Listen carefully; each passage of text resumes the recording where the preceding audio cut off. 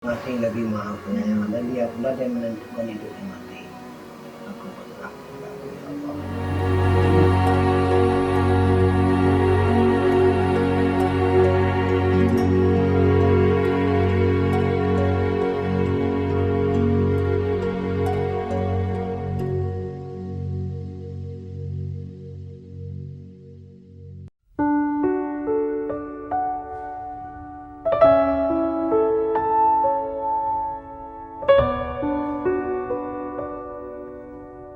Mengenakan atribut badut, mulai dari baju hingga topeng yang lucu adalah upaya Syafril setiap kali turun ke jalan. Dengan segenggam balon berwarna-warni, ia berjalan menyusuri kota Pekanbaru menjajakan balon dagangannya. Tak seperti penjual balon umumnya, Syafril mengenakan pakaian khas badut untuk menarik perhatian masyarakat. Pria berambut putih dengan perawakan kecil itu sudah menjadi badut penjual balon sejak Juli 2022.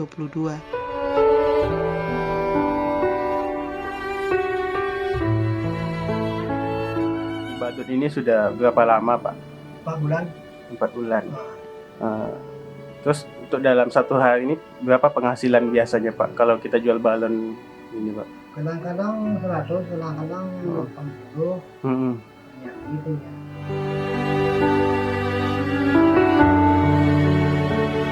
Kendati sudah menginjak usia senja, 64 tahun, tak sekalipun Syafril absen dari pekerjaan.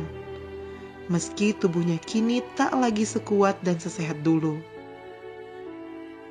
Syafril didiagnosa mengidap infeksi paru lebih dari 4 tahun, terhitung sejak 2018.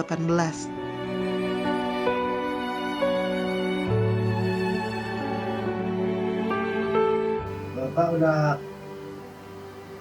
sakit paru-paru udah lebih 4 tahun dari 2018. Sambil menggenggam inhaler yang baru saja habis, Syafril mengaku pernafasan kian rentan sesak.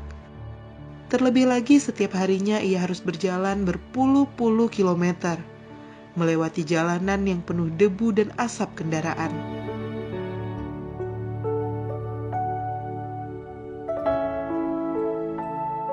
Jadi ini kan jalan, Pak. Paling jauh Bapak biasanya kemana tuh, Pak? Empang Paus. Mm-mm. Nah, itu lebih jauh. Mm-mm. Ini sampai dari mulai itu dari jam berapa? Dari jam 4 Mm-mm.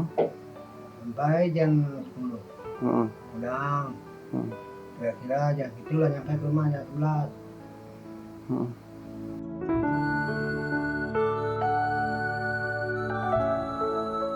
Simpang 4 Paus. Di sanalah tempat Syafril berjualan balon. Tempat ia menggantungkan asa. Berharap balon yang ia bawa dalam perjalanan panjangnya habis terjual untuk sesuap nasi bagi sang anak tercinta. Tuhan tidak menentukan rezeki kita masing-masing. Insya Allah. Itu aja ya. Tuh mati kaya itu waktunya. Cuma bergeraklah kata Allah dari matahari terbit sampai matahari terbenam. Aku pasti rezeki sebanyak ini. Sekitar 8 jam ia di sana berpeluh keringat, dengan nafas yang tak jarang terasa sesak. Belum lagi terik matahari yang sering kali memecahkan balon dagangannya. Dan ketika hujan, bukan hanya balon dagangannya yang terancam, namun juga kesehatannya.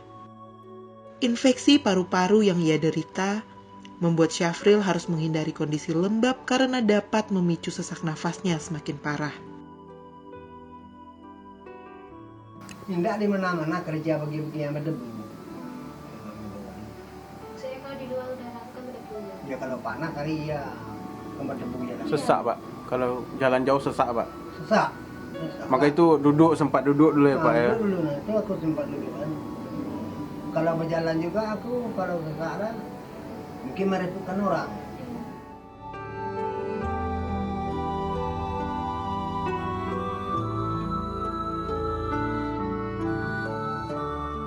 Dari penghasilan menjadi badut penjual balon, Syafril menyokong kehidupan keluarganya.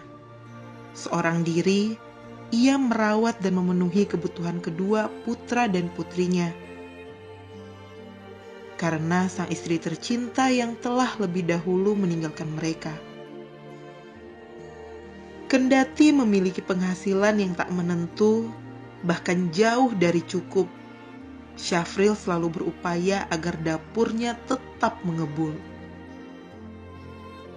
Di tengah kondisi kesehatan paru-parunya yang berantakan, Syafril tetap berupaya memenuhi kebutuhan sekolah anaknya yang kini duduk di bangku kelas 2 jurusan manajemen perkantoran di salah satu SMK di Pekanbaru.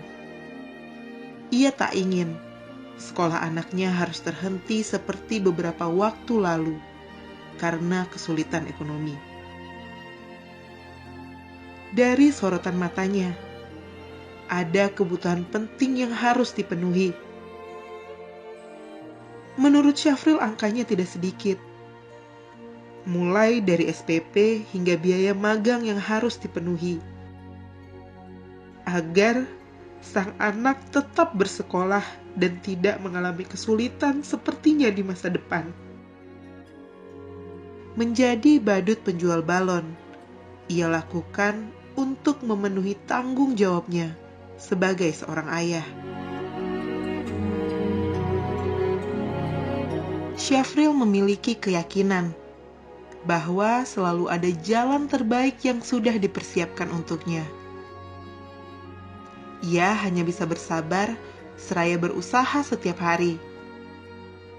Tak ada kata menyerah baginya. Usaha dan doa, ia tak meminta. Dengan tubuhnya yang tak sekuat dulu, ia berusaha melawan pedihnya hidup di ibu kota bumi lancang kuning. Di tengah keterbatasan, Syafril menggantung asa pada setiap balon yang ia bawa.